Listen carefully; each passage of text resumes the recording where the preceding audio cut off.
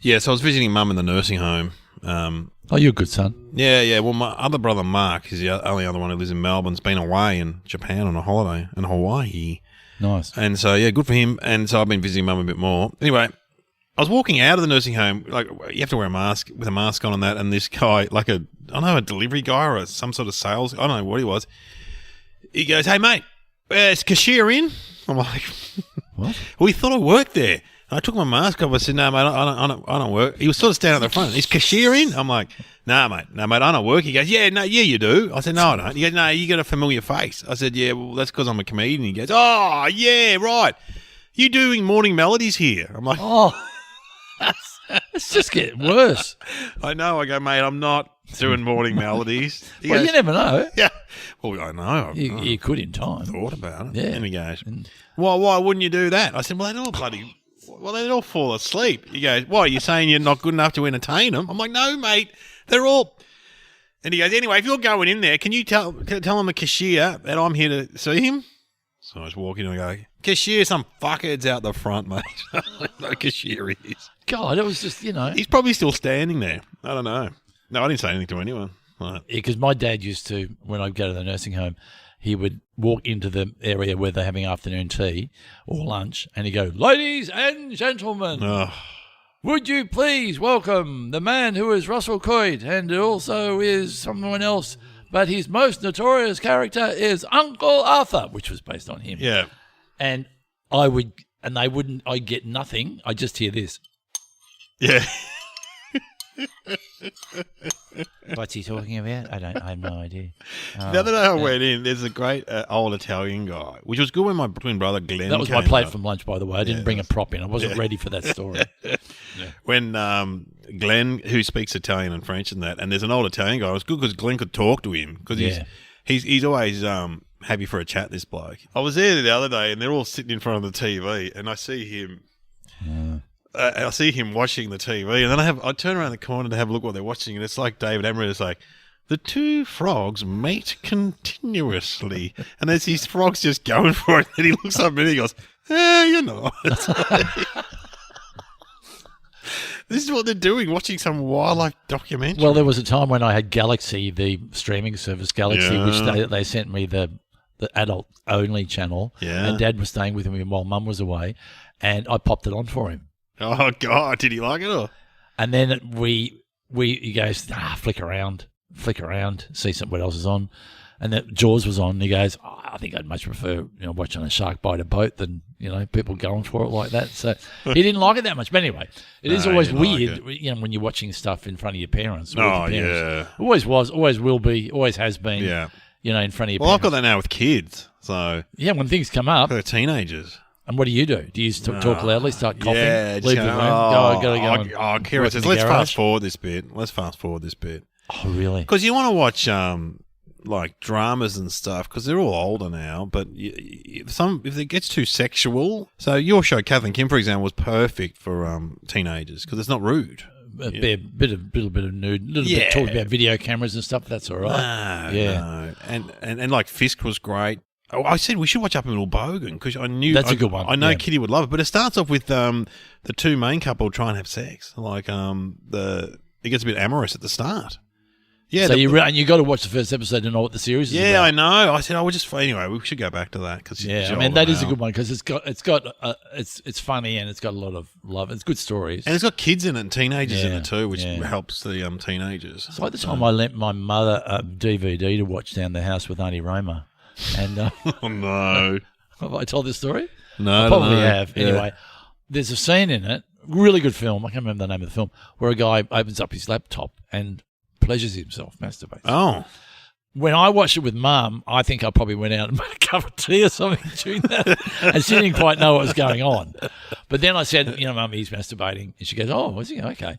And then Auntie Roma came over a week later, and I said, "When you show Auntie Roma." Probably best if you just skip past the masturbating because she's quite a sensitive lady. She might react badly. So it gets the part where Mum's ready with the remote control, ready to, because you can jump chapters. Yeah. So Mum's waiting, and the guy pulls out his laptop, goes bang, and she hits the jump forward.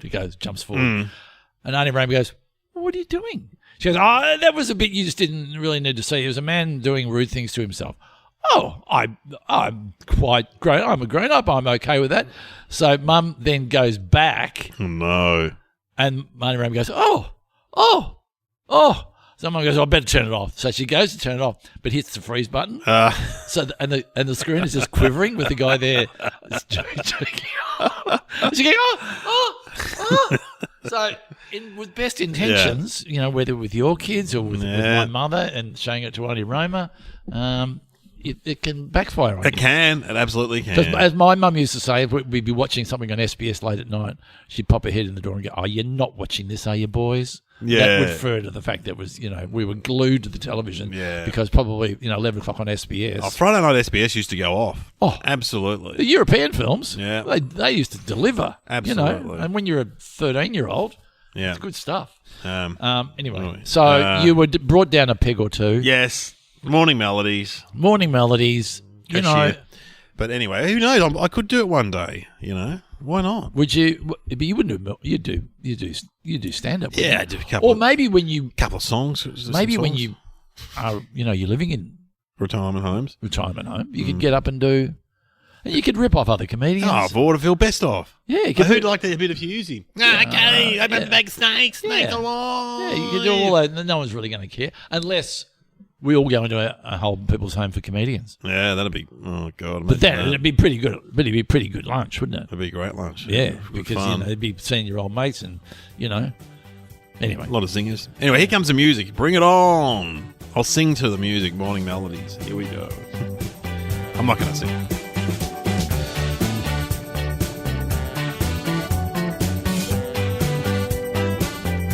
Welcome to Somehow Related. Now please welcome your hosts Glenn Robbins and Dave O'Neill.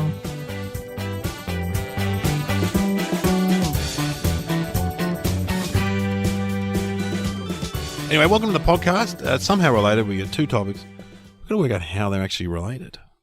Someone's very clever. Do you reckon we'll ever run out? Sam will ever run out? Hasn't yet. Do you think it's infinite? I reckon it might be. That's interesting. Because there's things developing in the world as we speak. So new ones are popping up, ready to go. Do you reckon are they lining up? As my teenage son said to me, Dad, my job hasn't been invented yet. It's like, yeah, right. Oh, he loves that. Yeah. That's true because of AI. Is that what you're saying? Yeah, I don't know. I mean, jobs do change. It was working in the bottle shop. I don't want to be He's rude. working in a supermarket now, part time. Well, that's been invented. Yeah, at uni, mate. At uni. So let's just because I find it quite therapeutic, and as was said before, people find it quite comforting to listen to two older gents talk about things they don't know anything about. Yeah, he's doing gender studies. Like it's a subject in gender studies. What's first semester? Men. Second semester, women. I said to him, then there's the third. Obviously, transgender. Trans, and I said, "Are you just trying to meet girls? Why are you doing gender studies?" Like, because I know I did public relations. I did a whole degree in public relations because it was 80% girls, and I read in Clio magazine. Good career choice there. It involved going on planes, talking to people, and going out for dinner. I thought I'm pretty good at all of them. I reckon I'd be good. Anyway, and how did you do? Has it become of any use in public relations? Has. Yeah, well, dealing with people? In comedy, it has definitely. No, but knowing how to promote stuff is public relations. Yeah, you've always been good at that. Posters and all that stuff. Yeah, getting out there with the... Getting out there. But anyway, I said, so I have to help him write his essays. And what? Kids. What do you mean help him? Just help him or write him? Because a friend of mine, he writes them for his kids. Yeah, no, I didn't do that, but almost. But anyway, he had to write an essay in gender studies and when pornography clashed with feminism in the late 70s. He goes, "Can you help with that?" I said, "Well, I'll do the porno bit." And your mum can do the other one.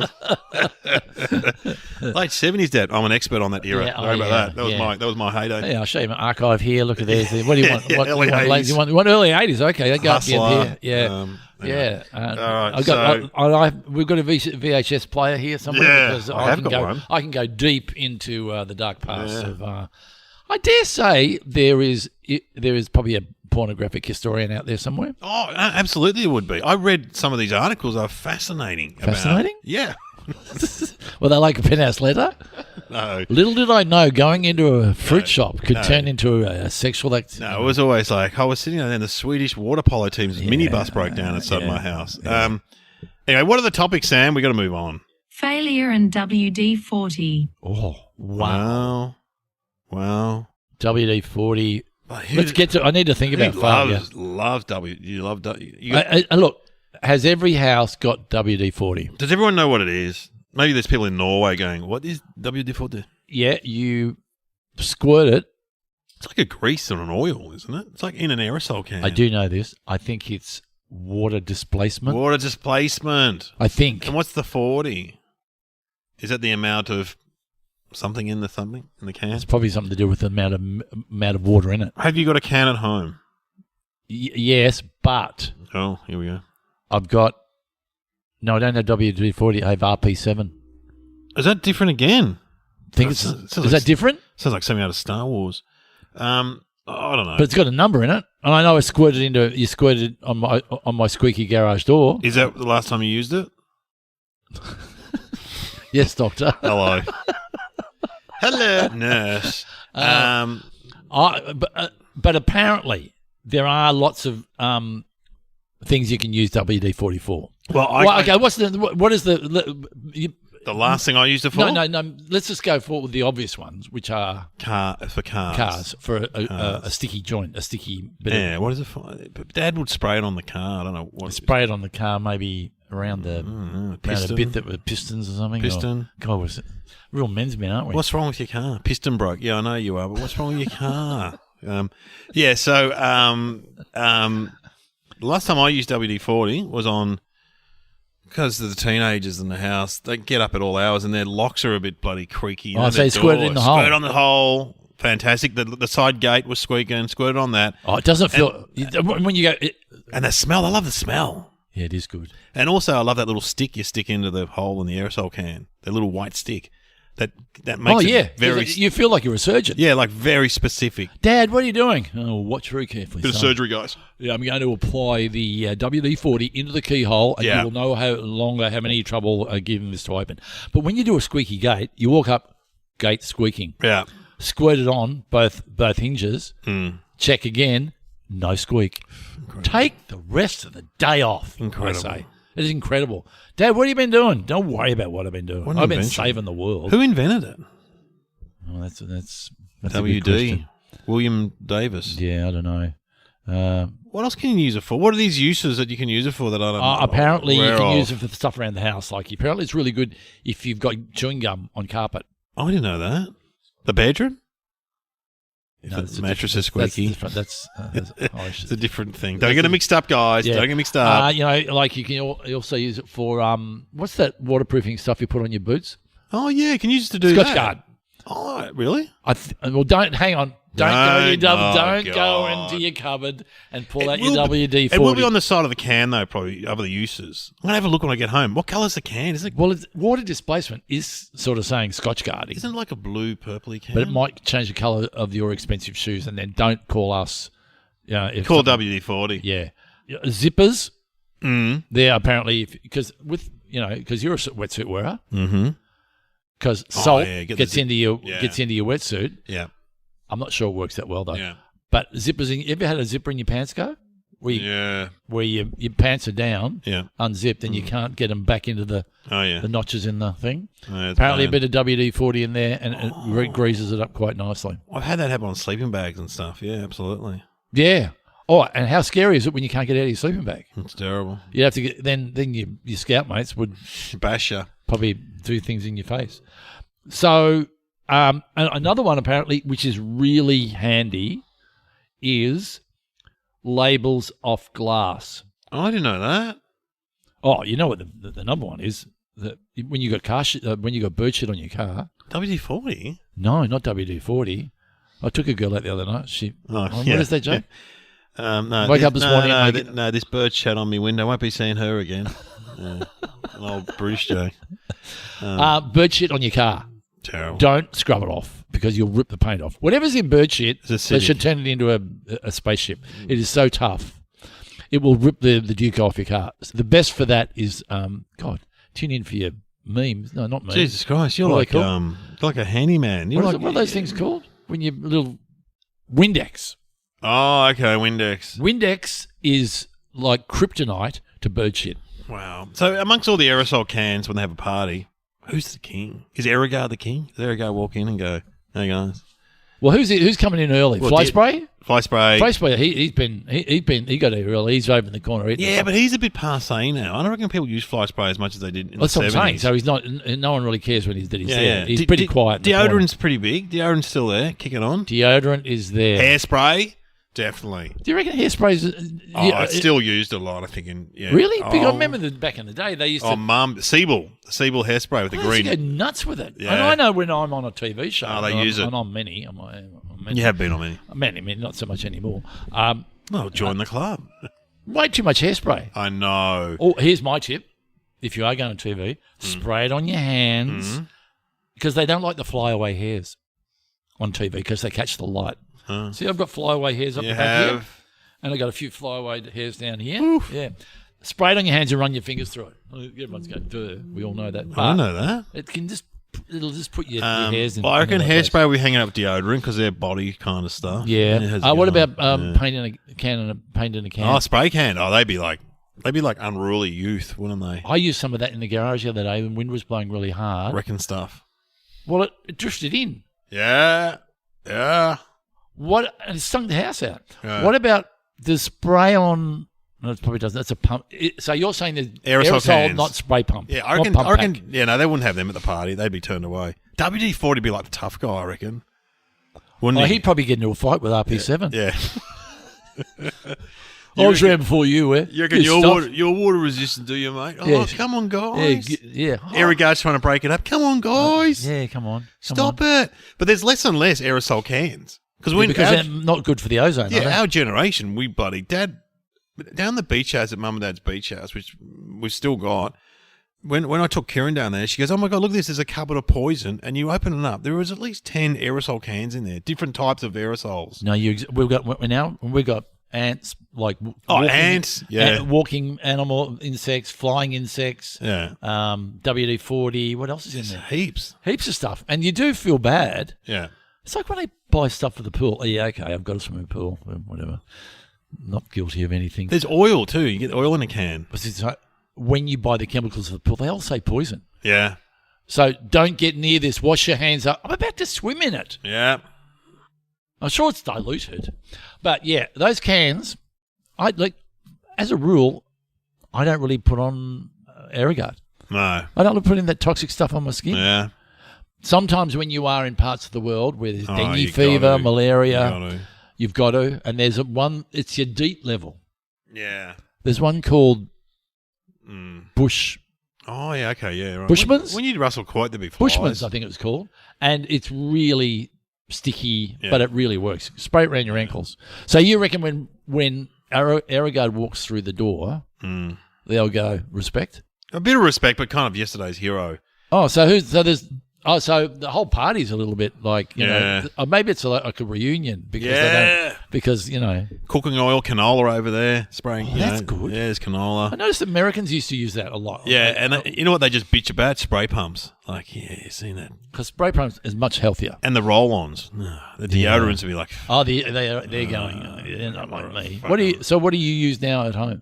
For deodorant, just a roll-on deodorant. Why don't you use a spray-on? Because it's not good for the environment. I think so, yeah. Oh, now, because I'm a Dove guy. Dove? Is that for ladies? What? Is it? Dove? All the ads have ladies in them. Am I doing something wrong? Next you'll be Impulse. What's Impulse? It's like a teenage girl's one. Yeah. And there was that other one. Uranus? No, the one that ladies wear for... Oh, okay, yeah. I know the name of it.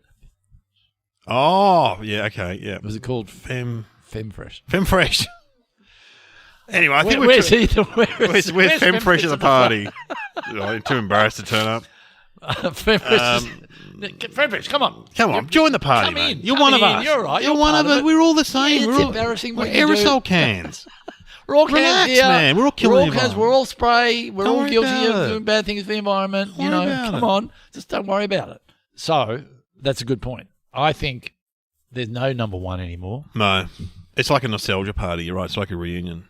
And here's the question. What have you been in Airguard? Oh, getting heaps of work in Asia. Yeah, they're just onto me over there. China's big, they love, you know. Yeah, they love it. Yeah. Do you recycle them? I don't know if you can. think you can. Think you can? I look for the little thing.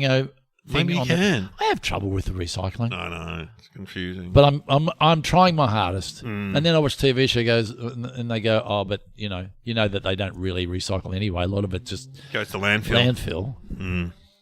Anyway. Let's move on. Let's talk about failure. Do you want to talk about failure?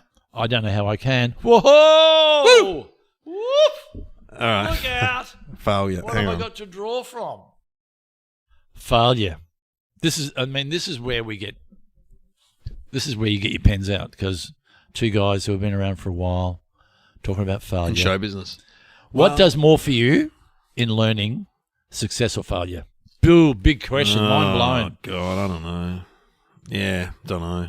I mean, you can learn off both. You know what I mean? And as long as you do learn off success. The difference between success and failure in terms of is often quite slim. You know what I mean? That's a very good point. Like in show business. See, already you're being interesting. You can come up with a show idea and it can be a massive success, or it can be like a failure, or in some ways even worse, just nothing. You know what I mean? Like it comes out and people go, oh yeah. Whatever.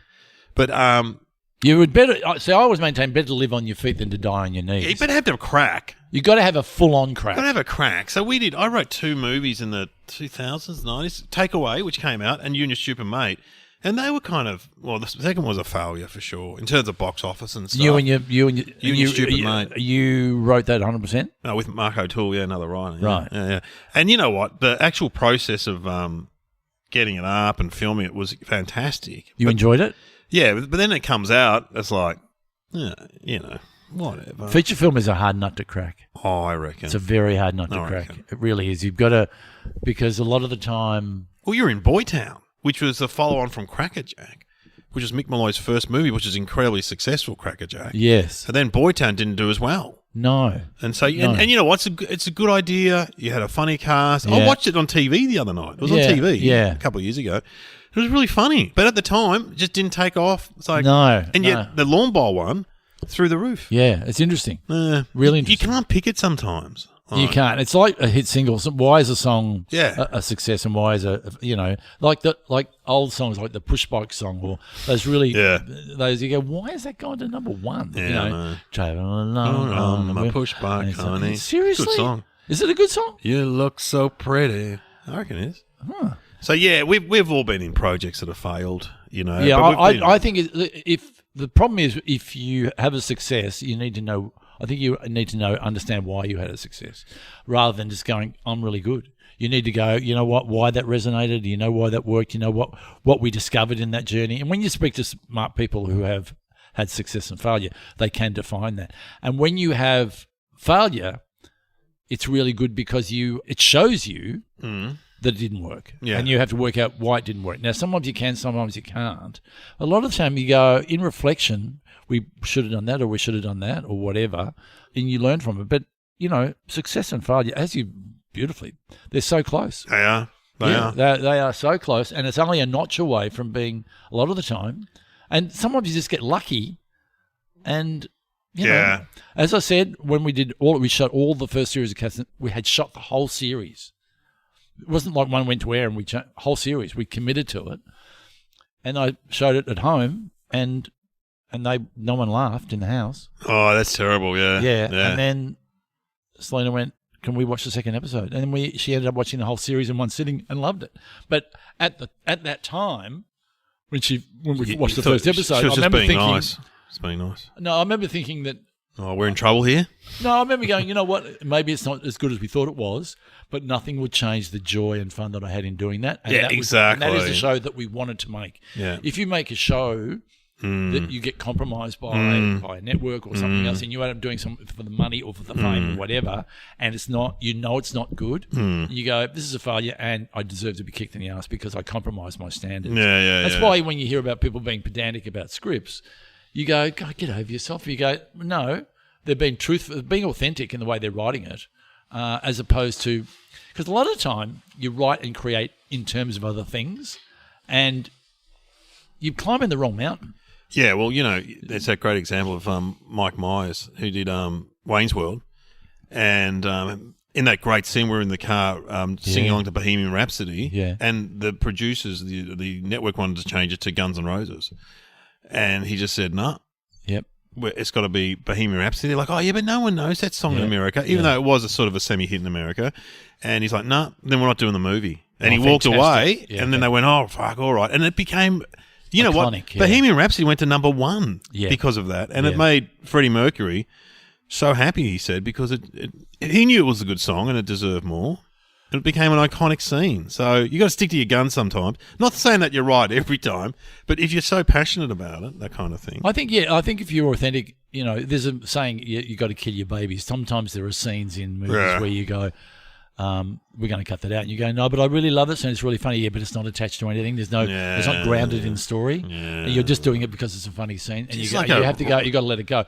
But when it's decisions like that, you have to go. You know what? It's like a writing workshop for people. Oh yeah, because it's when was the first time you failed something? Do you remember when I can tell you when I failed something. Is this going back to like school or something? I failed geography in year 12. And that was a real surprise because I loved geography. And when I went up to the staff room after the results came out, Mr. Podiorni, the geography teacher, came out and strangled me. Did that mock strangling where he was what are you doing? secretly... What did you do? I ruined the percentage or something. He said he was strangling me. You know where they did that mock strangle, but he's really kind of strangling me. And why did you fail in I don't know. I love geography. I don't know. I got an A in history. I loved history too, but I don't know. I don't know what happened. I don't know. Yeah. I mean, I'm just trying to go I failed my license the first time. I think did I? No, I don't think I did. I'm just... School, uni, work. Scouts, Cubs. Failed a badge. Anyway. I'll think of something. Everyone out there can think about it. And you know what? You do learn from failure, I suppose. Well, do you think it makes you more resilient? Yeah. Well, being a stand-up comedian, man, you fail so many times when you start out. And there is nothing more... I'm about to say something that I think is funny, and the audience tells me so. Yeah.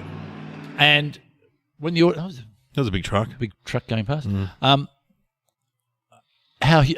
So this is not funny, what I just said.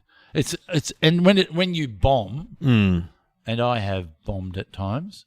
We've all bombed. You wouldn't have bombed very much. Corporates I've bombed. Oh, yeah, I've bombed at corporates, It's humiliating, and you do.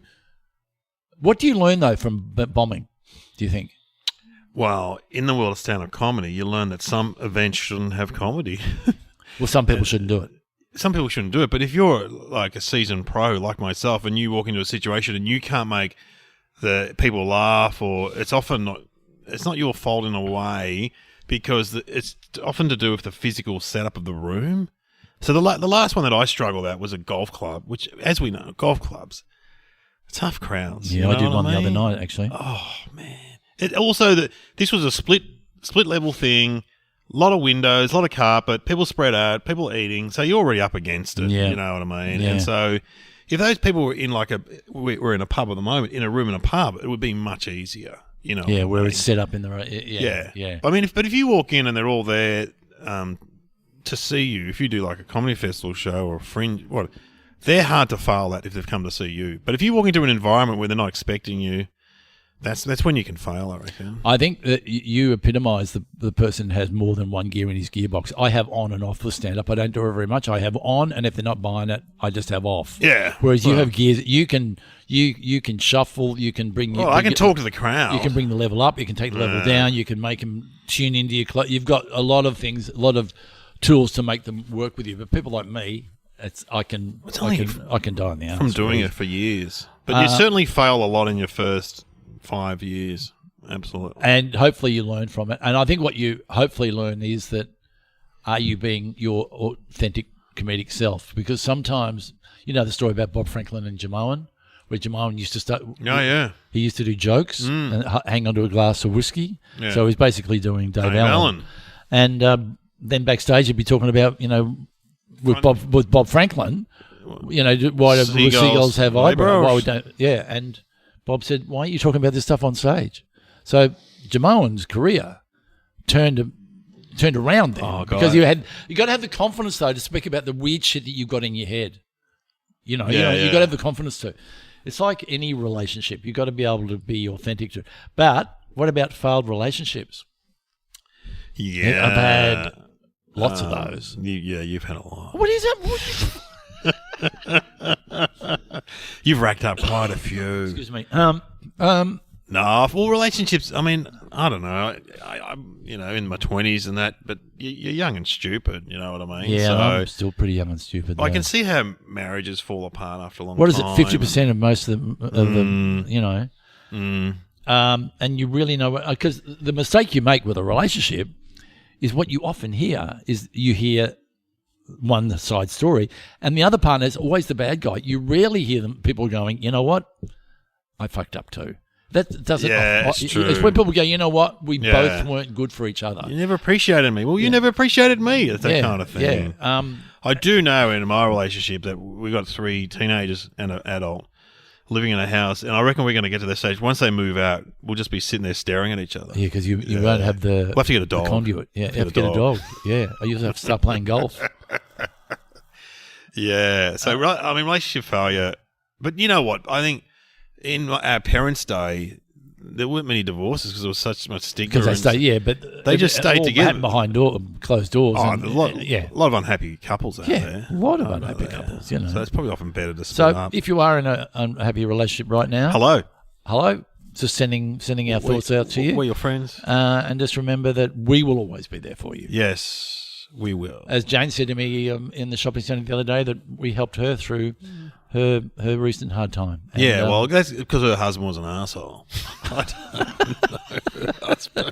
don't know her husband, but I'm sure he was. Okay, so let's just say you've had failure in your work or your personal life. What is the best way? Often it's the best thing that can happen to you, though. I got sacked from work, and that's why I became a comedian, because I got sacked from my office job. So it was good for you?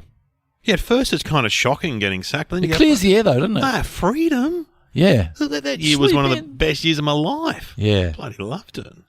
I went back to uni as like a mature age student. I wasn't that. I was like 2 years older than everyone else, but still, it was great. So when you come out the other side of failure, I would hope, from a personal point of view, that I handled that with grace.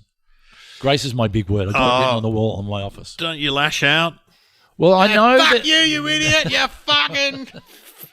Like, when you turn up to Channel 9 and the security guy goes, your car park's gone. You're like, what? And they've axed your show and haven't told you. I would snap inside my stomach. I would go, that hurts. But would I snap out? I haven't snapped out. No, I'd like to see that, though. Me snap? We should do it together. Well, you snapped. But the chicken shop. The chicken shop. Yeah. And you even scared yourself. Yeah, with Sam Pang. Yeah, I talk about it in stand-up. No, we won't talk about it. It's a long story, and it's a story that maybe we should tell one day. Yeah, it involved food and me being hungry. It doesn't. You know what? When there's failure, you hope you don't turn that in as an opportunity for you to be the one who was right in the first place. You know what I mean? Oh, yeah. Working out right and wrong. Oh, yeah, I failed. Yeah, but. Where you go, you know what? I failed.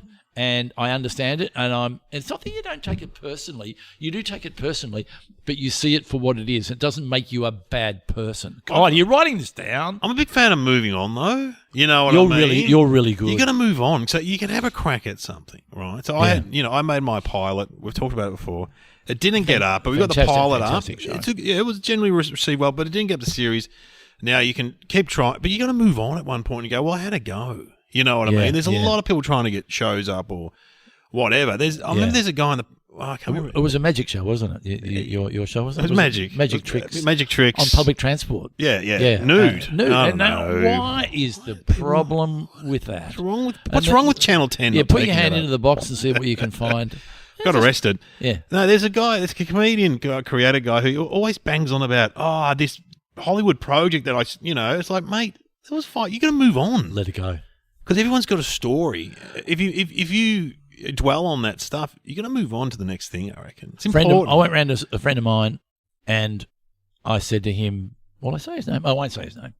And I'd just broken up from a relationship. So, relationship failure. Okay? Yeah. And he goes, how you going? And it was probably, a month before or something. And I go, oh, yeah, I'm feeling a bit glum.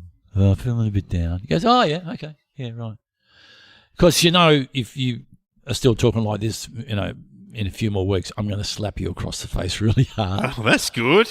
And Not the slap. I went, how dare you? Then I went, that's exactly what I needed. Yeah. I needed to get over myself Like that. and move on. Yeah, it's true. You got to move on. I needed to move on and stop dwelling in the woe is me, I am a victim of. You got to go, and it's hard to do, but when as soon as you see that crack of light coming through the door, you go, there's my way out. I mean, it's hard though. We're talking about like showbiz and stuff, but if you're like running a gym's mowing franchise and you lose all your money, that's hard. You know what I mean? To deal with that kind of thing is hard. No doubt. But was it your fault? Was it something out of your control? I know. Was it that lawns aren't growing because there's a drought? You got to look at it in terms of, and because if you take failure as 100% about you, then sometimes you go, hey, you got to be fair on yourself. I love reading those stories about guys that create stuff, men and women who have failure, then they have a success. That's always a good story, I reckon. Yeah. Always. Like musicians are like that. Powderfinger, for example. They rocked along for ages. They put out an album, went okay, and then they just bang. I don't know what album it was. It just went bang and started to pop and became massive. And I always maintain people who have success too early get found out down the track because they've only got one trick pony. Yeah. A lot of people who are derivative with their form, whether they're derivative in terms of stealing a voice or a style or whatever, or even a show, when they get into the hard yards of it, they don't know what they're doing because they've stolen it. Whereas if you go do the hard years and fail from that and find your voice either in stand-up or singing or writing or art, you find who you authentically are. God, I'm boring myself. Jeez. And then when you have success, you think that's good. There's plenty more shit where that came from. Yeah, true. But you need to take that risk of failure. In the first place, you go, I could talk about this and do that old joke, or I really want to talk about this. And people go, huh? And they go, that resonates. It's true. It's true. But anyway. Well, I think God, I am so man. I'm boring. I'm doing a TAFE course. No, but I'm not being overly profound. I'm not saying anything you don't. I think we actually both like talking about this kind of thing. Well, failure is always on the. It's always on the horizon. Always, if failure who turns up to the party when success walks in? Everyone goes, oh yeah. Success has many parents, failure has none. Yeah, great saying. But when failure walks in, they don't go, you're not welcome here. What do they say? They go, come in, have a drink. Come in. Can we talk about this? Yeah, we can learn it from you. Yeah. Please, can you tell me, make me understand? And you go, I never liked you anyway. Yeah. You are shit. That's what he'd say. You go, you're shit. Because that, again, in my speech, my motivational talking speech I do. Yeah. If someone else spoke to you the way that you speak to yourself about failure, you would not like that person very much. So why do you allow yourself to do it? True. It's so true. God. I just hope people had if you're flicking 30 seconds back to rehear this stuff. Fair enough. Fair enough, because I think we need it in the show notes, don't we? We need here's Glenn and Dave's take on. God, wow. Maybe we should change that. We shouldn't be under comedy. We motivational speaking. Like, what's that guy? We're not a comedy podcast. Yeah, no, this is more. We're well lost on. Success. Tim, what's his name? What's his name? Yeah. Yeah. They do that motivational get up and go. Yeah. And then we sell something at the end like a like a powder, like a one of those powders. Yeah. Like, this powder will get you bulked up, like a weightlifting powder. Or some kind of water thing, like some crystal water. Well, yeah, or a 12-pack of WD-40. Yeah. Oh, yes. Oh, you asked about failure. Yeah. Can I just tell you really quickly? Yeah. And how Alex, friend of the show, saved the day? We had to fix the shower. Oh. Because we had the showers regrouted by the Rich Tech guys. Free ad. They were really good. Regrouted. Expensive? Yes, but worth it. And the bottom of the door. How much? $1,400? $2,000. Because Kieran got a quote from Mr. Grout. Funny expensive. Was it Mr. Grout or the Grout guy? It was the Grout guy. I'm not going to say anything about the Grout guy. Right. Okay, go on. I won't say anything. The Grouse guy. Anyway. Oh, that's a different thing. He's Grouse. Yeah, so what happened? You failed. Because I had to put the little strip along the bottom of the shower door to stop the water going out into the bathroom. So I go to the Bunnings, who never used to carry it. Now they carry it. They go, we carry it now. the strip. You cut off, put it on there. I go, great. I get the 6 mil. I like saying that. No, I get the 8 mil. Not big enough. Needed the 10 mil. So I come home, go, I'm going to bang this little baby on straight away. I go to push it on. It won't go on. Oh, too wet? It snaps in my hand. No, it snaps. It doesn't snap. It put a big kink in it. So now it had a big kink in it. Because I'm trying to push it on from one end. Yeah. I go, this is a job for Alex. Is he good at that stuff? He's very good. He's got good hands. He's got chef. He's a chef. He's got very precise fingers. Nimble. Yep. And was able to not only cut the plastic appropriate to size, which I couldn't do. Mine was all jagged. He did it. But he was frustrated too, which made me feel pretty good. But then he worked it out. Yeah. So I am world's number one handyman failure. I fail at handyman things all the time. Yeah, I believe that. I believe that. It's hard stuff. What have I ever? No, it's hard to do, and you got to be precise. You're changing washers, fixing washing machines. I had the washer fixed in my backyard. Oh, yeah. Did you watch the guy to learn off him, or you know what he did? What? Put a hole in your tap in. Yeah. Wound one off and wound one on again. The oldest trick in the book. But he came around within minutes. $500. I don't think the tradies aren't as busy at the moment. Yeah, maybe. So I have had failure, and I continue to have failure. But I'm having therapy over my... Embrace it. Yeah, I embrace it. All right, well, what thinking music can we have? Is there a WD-40 ad? I don't remember one. I don't know. That's sort of they don't need to advertise. Nah, they're just rocking it. We've got to have a Bunnings ad? Bunnings Warehouse. We've had Bunnings Warehouse thinking music before.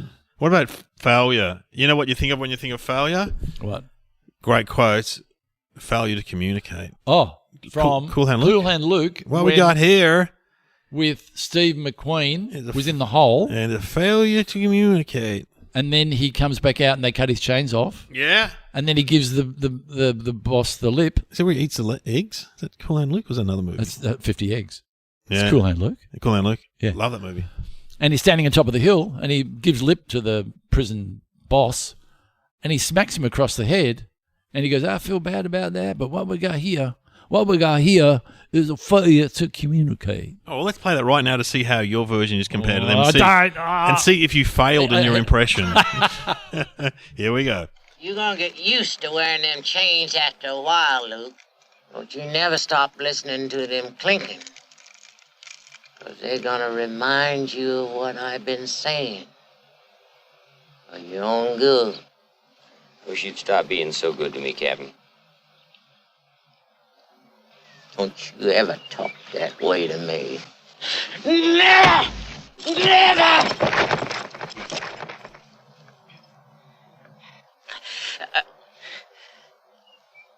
What we've got here is failure to communicate. Some men you just can't reach. So you get what we had here last week, which is the way he wants it. Well, he gets it. And I don't like it any more than you, man.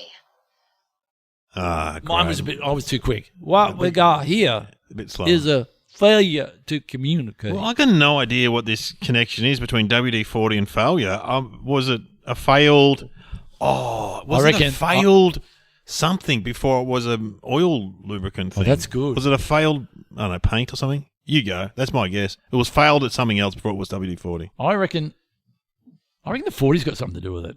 Yeah. Or whether it's 40 litres per... He put 40 litres in the first recipe, or he did 40, or he... there were 40 attempts.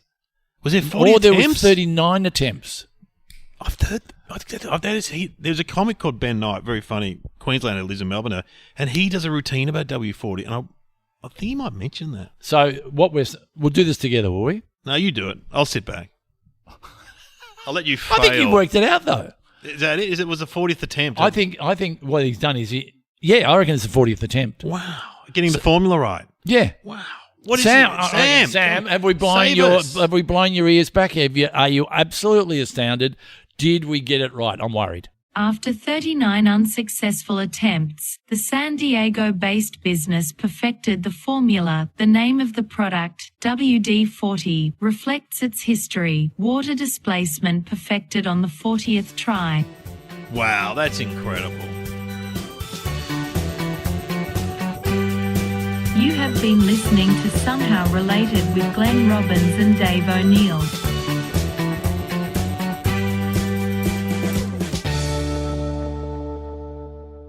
I'd heard that before somewhere, and it might have been in Ben's routine, but I don't know.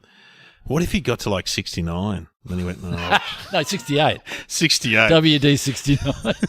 So I should do one more, shouldn't I? Listen, No, that's it. You have to do. Truthful. Yeah. How you going with that engine? You know what it needs? A bit of WD 69 on it. Yeah. I don't think. Do people still say 69? Yeah. But you don't.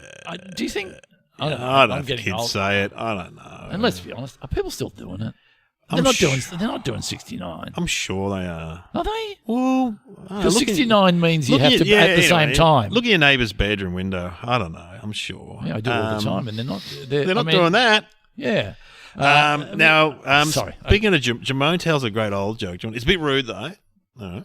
Well, we're used to. Well, we've already talked about all sorts of things on this podcast. Anyway, this is Jamone's joke. It's an old joke, but it's funny. I love it. So, there's a guy with a lady of the night. Prostitute. Okay, whatever. And he's like, how much to bait the nipple? And she's like, oh, that's $400. $400. And he's like, oh, okay. And so he starts kissing all around the breast and touching. And she goes, oh, come on. When are you going to buy? He goes, oh, I can't afford that. Woo! All right.